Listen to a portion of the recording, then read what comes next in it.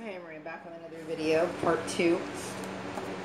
So, yeah, I was thinking about how, my family thought that I was crazy or whatever because of my issues relating to religion and my supernatural experiences.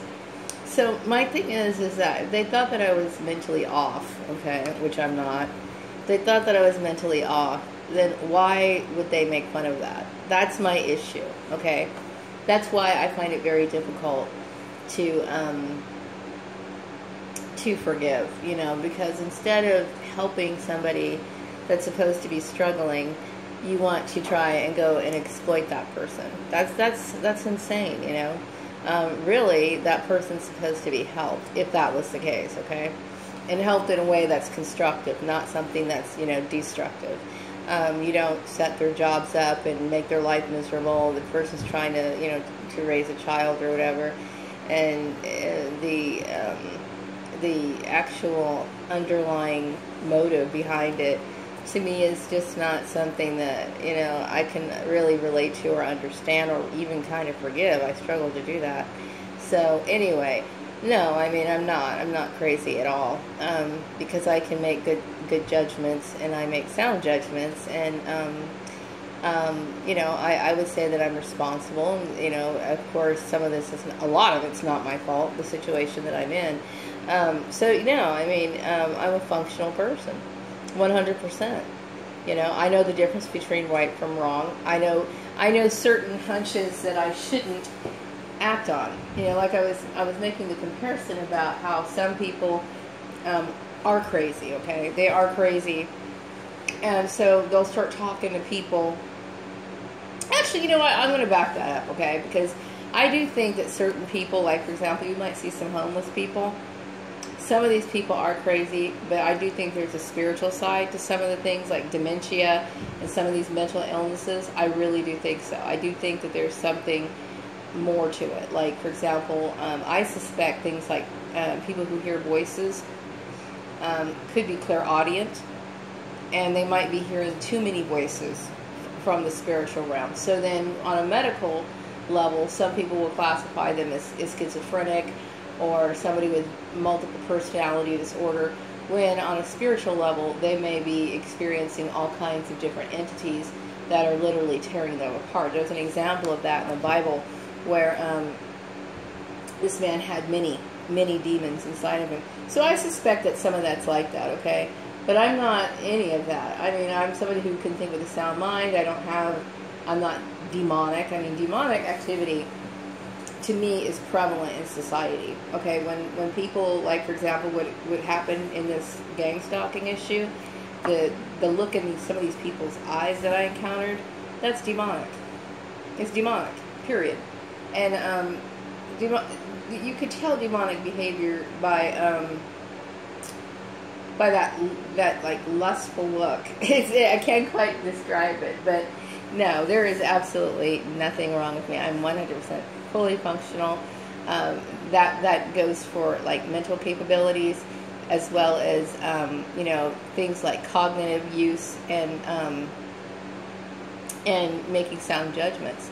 So there is nothing wrong, okay? But I fully understand how people can assume that, especially. See, I'm blessed with 2 gifts of the mind, okay?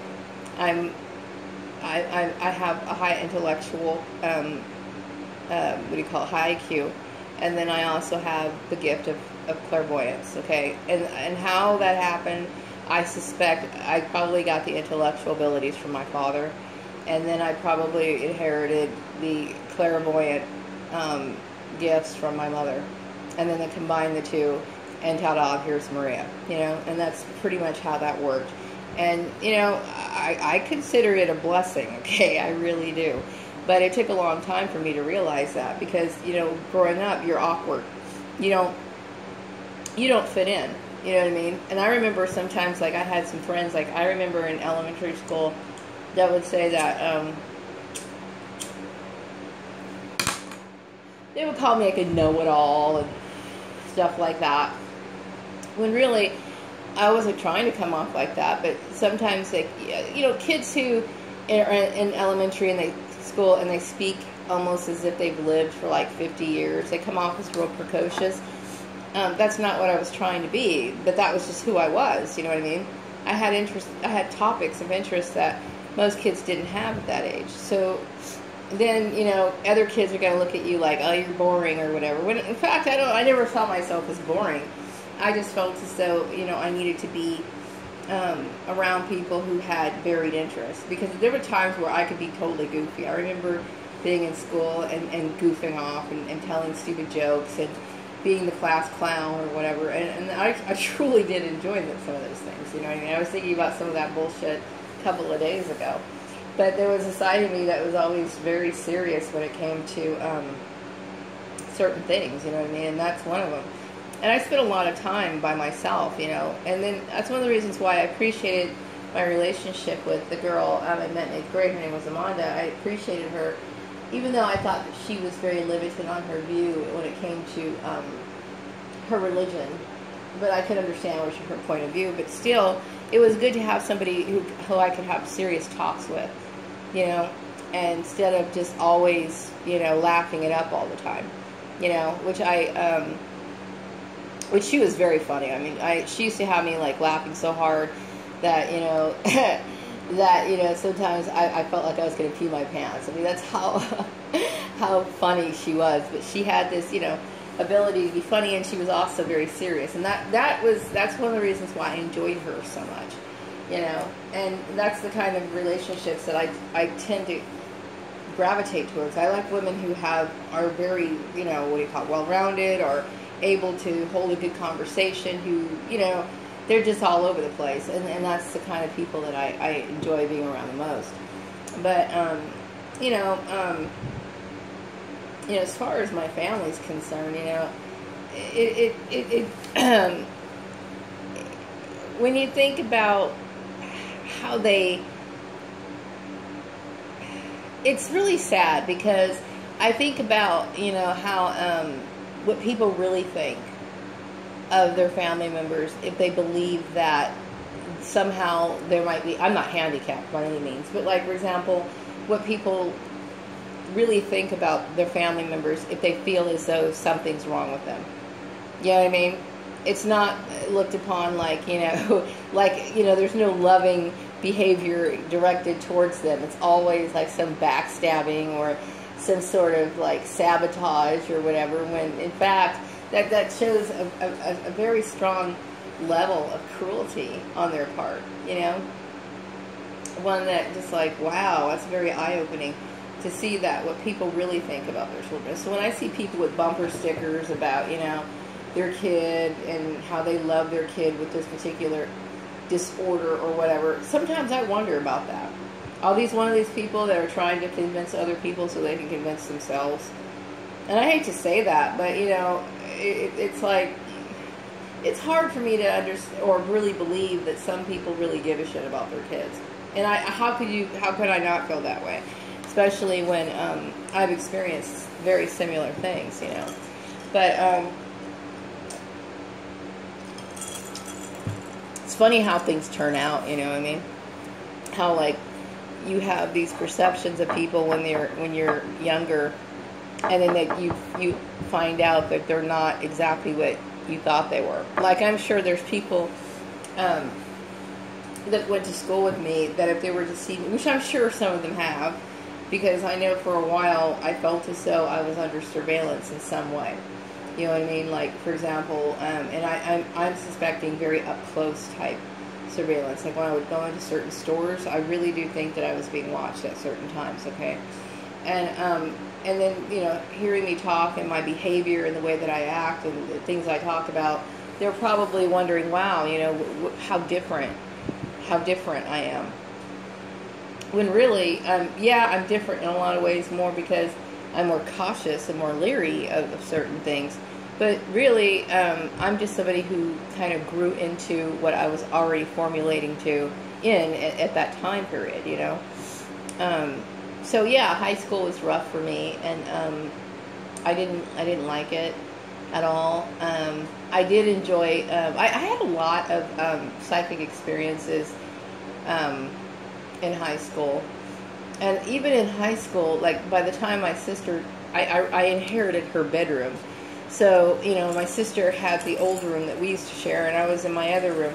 There were times where, I would wake up in the middle of the night because I had night terrors, and so I would go to my sister's room. Of course, Lisa wasn't going to have anything to do with me because, she's older, right? She doesn't want to share a bed with her freaked out sister.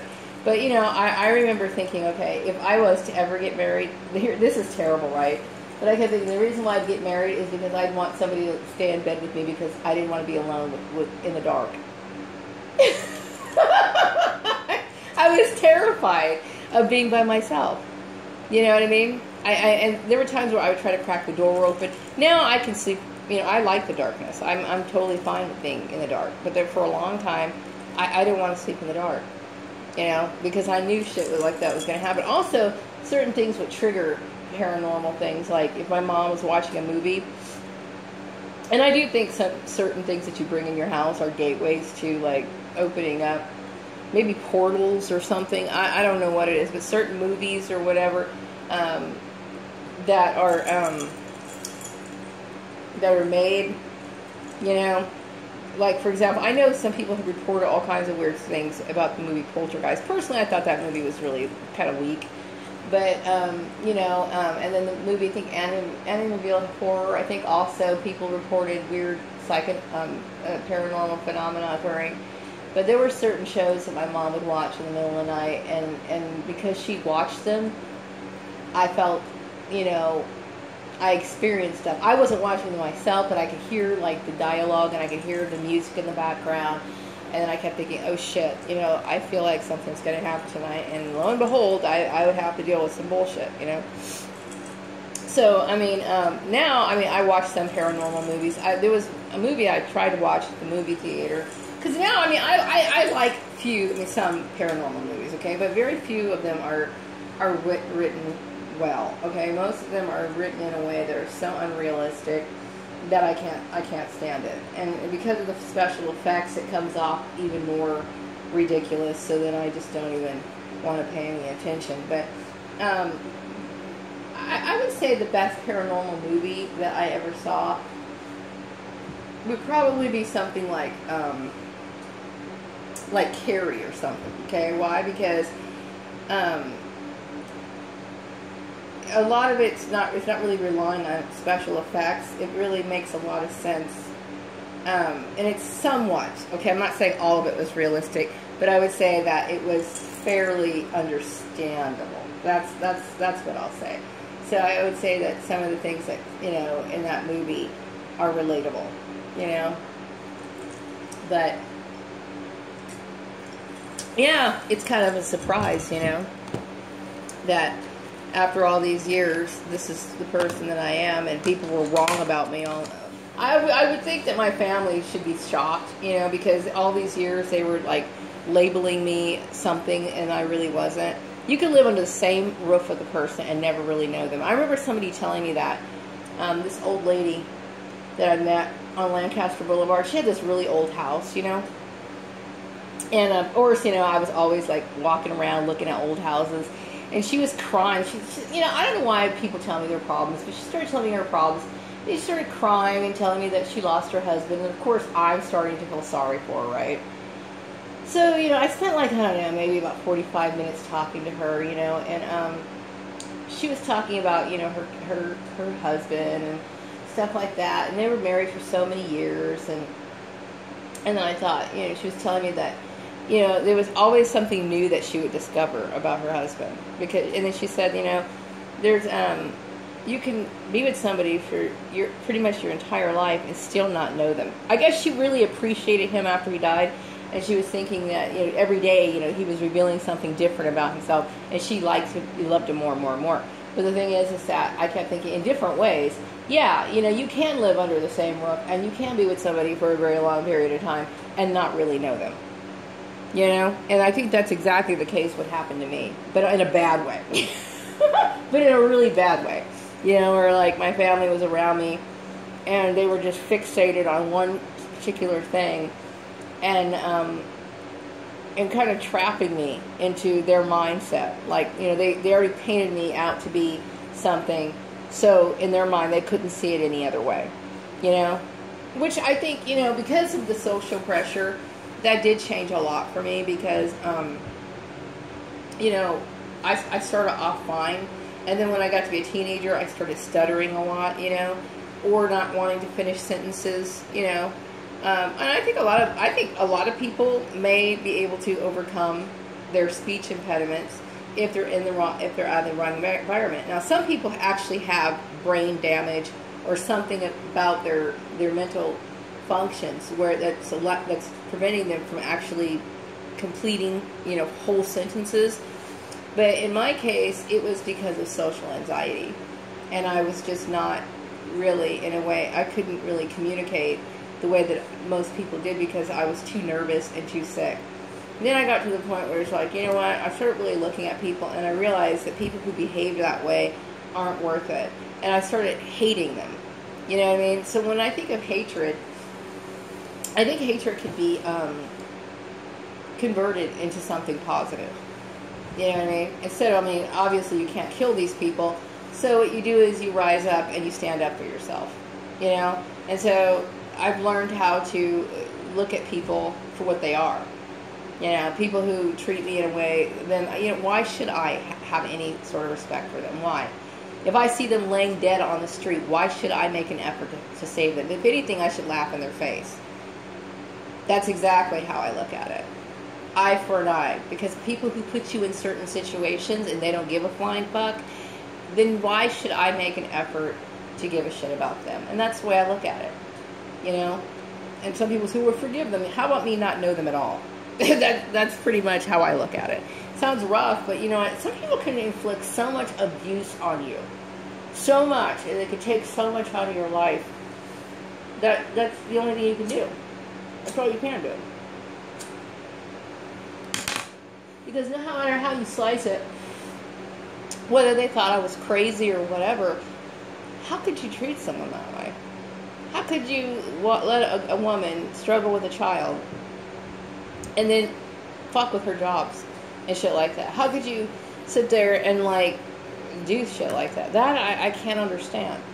You know what I mean? So I have a very hard time, and maybe they felt as though by hurting me or trying to hurt me that obviously is a form of scapegoating, but at the same time it's like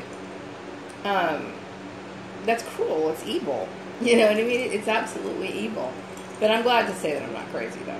I'm really glad to say that. A little quirky, and that's to be expected. Especially if you are somebody who spent a lot of time by yourself, you're going to develop into your own person, and you're not going to be influenced by the outside world. You know what I mean? So, I've noticed there's a lot of people I don't know. Like, for example, people who are about my age or younger who wear suspenders and shit. I knew this one person that he wore suspenders, and I suspect he probably wasn't really highly influenced by his surroundings. Like, let's just say, for example, somebody grew up in a rural area, and they saw somebody wearing suspenders, so they went out and bought suspenders, and that just became a regular part of their attire. You know what I mean? And they liked it, so they never really saw anything wrong with it, whether a bunch of guys are wearing skinny jeans or whatever, it doesn't matter to this person because they like their bow tie and they like their goddamn suspenders. That's them. You know what I mean? And so that's pretty much how people formulate, and that's how they develop into their own person. And I'm one of those people. You know what I mean? Of course, I don't wear suspenders. Actually, that's not true. I did have suspenders in the 90s, which I thought were really cute. But, and I actually bought the suspenders when they were actually sold in the department store. Okay, so I was the only one wearing them at the time. But still, you are different. And so I think a lot of times when people are dealing with people who are, whether that be people who are such as myself, people with intelligence, some people who have what do you call it? I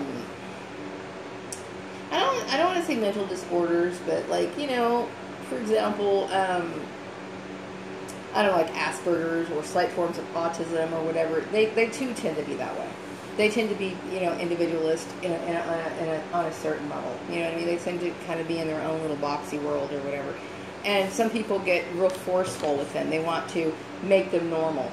You know what I mean? They want to try to make them make them normal, or what they perceive to be normal.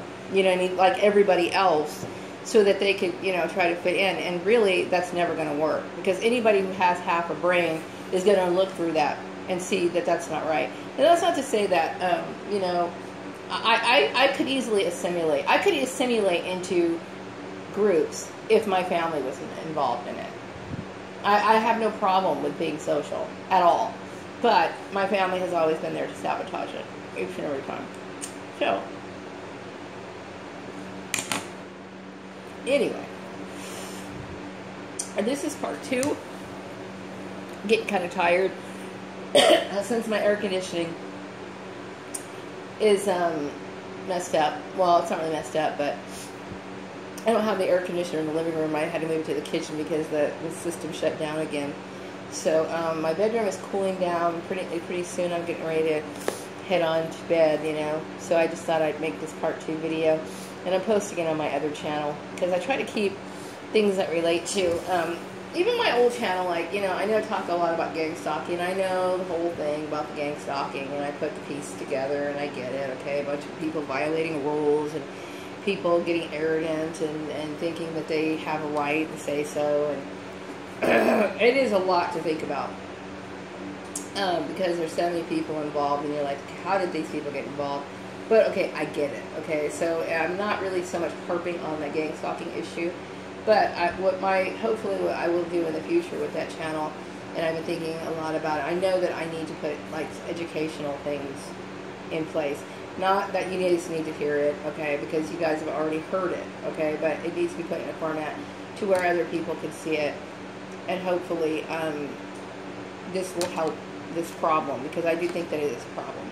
So I do want to do something different with that, you know what I mean? And I wish I could meet some people who knew how to work with PowerPoint, because that's really what I want to do. I want to make good videos. I mean, educational videos, and and it's all in my head, but I have a hard time putting it into production because I don't know people.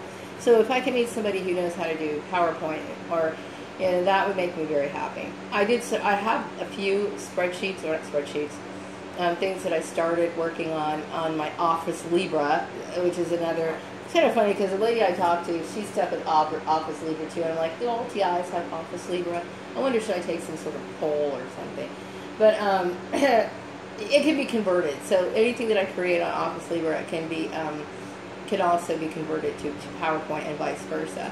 But anyway, I did start, some of the presentations, but, they don't work the way that I want them to. And so I find that quite frustrating.